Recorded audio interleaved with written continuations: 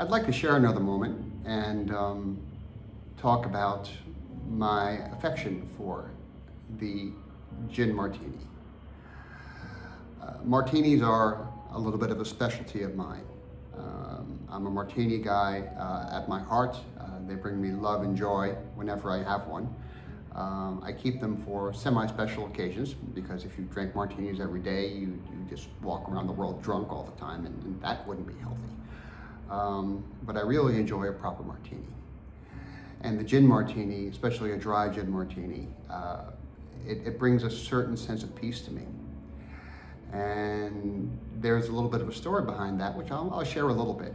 But many years ago, when I was doing some work in a very dangerous place under dangerous circumstances back in the 2000s, and we were able to manage our own little compound bar, unofficially, of course, because we weren't allowed to drink there, but we did.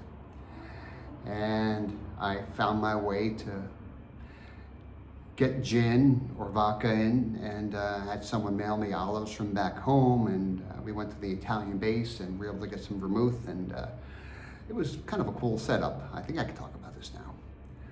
But there were some particular bad days, and on those bad days when the world was just chaos, I mean utter chaos, civilization was ending in my little purview of the world.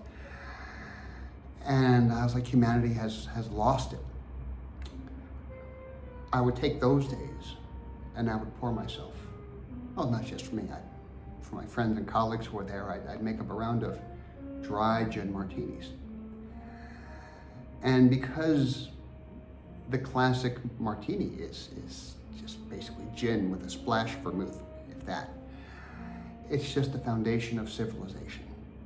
Maybe I think a little bit about Winston Churchill or the origins of it. I go back to the 1920s, and I think about guys in top hats and monocles and ballroom dancing or whatever they were doing in the 20s. That was just the air of sophistication. And if you were from like Long Island or New York, partying in whatever, Ritz-Carlton or beach house villa, the gin was the gin of civilization.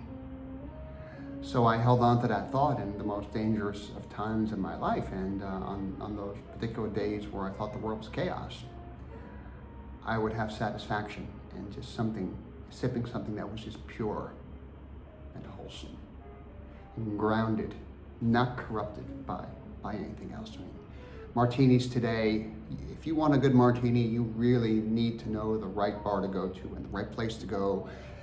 Know the bartender's gonna make it right, because they'll throw all this foo-foo stuff in there, and it's fine, but it's a cocktail, it's not a martini.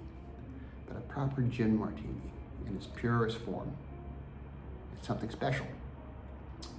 And after this year, after this past couple of days, I feel like I needed a little more grounding. And I decided to stay at home on New Year's Eve and just do a little me time, make myself a nice gin martini, actually a couple. I made a whole picture on the back, but I'm just starting with one now. We'll see how that goes from there. And take some time to think, absorb, and to get a little grounded. I hope that you appreciate my sharing my affection for martinis, and especially a gin martini, classic gin martini with the proper glass, of course. You can't have the wrong glass for a martini, and proper olives. Anyway, I digress. Again, I will just say thank you for being here, sharing this moment, letting me share this sip of civilization with all of you. And I especially appreciate it because you chose to be here when you could have chosen to been someplace. I haven't even started drinking yet. You could have chosen to be someplace else. No, seriously, I've taken like one sip. Happy New Year. Best of luck.